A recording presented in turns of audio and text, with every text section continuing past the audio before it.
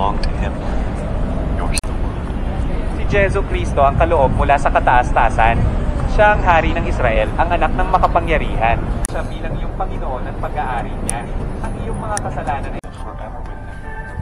For more details, make a search on YouTube for Great Light of the World.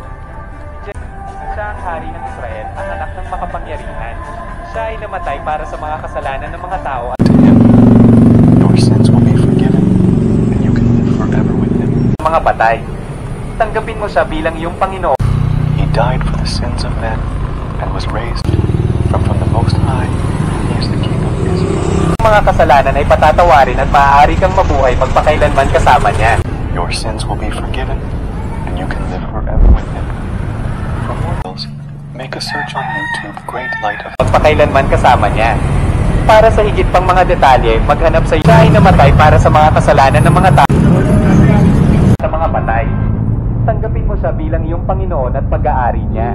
Ang iyong mga kasalanan ay patatawarin at maaari kang mabuhay magpakailanman. Jesu Kristo ang kaloob mula sa kataas-taasan.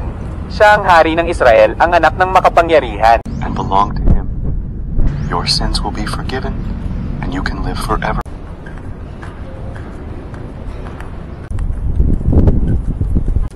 Remember when it smelled like ass?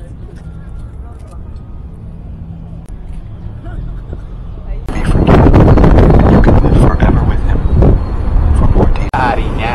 Ang iyong mga kasalanan ay patatawarin at maaari kang mabuhay magpakailanman kasama niya. Para sa higit pang mga detalye, maghanap sa YouTube Great niya. Para sa higit pang mga detalye, maghanap sa YouTube Great Light of the World.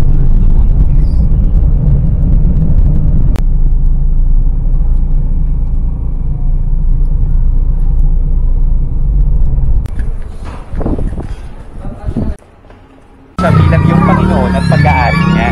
Ang iyong mga kasalanan ay patatawarin at maaari kang mabuhay magpakailanman. accept Him as your Master and belong to Him. Belong to Him.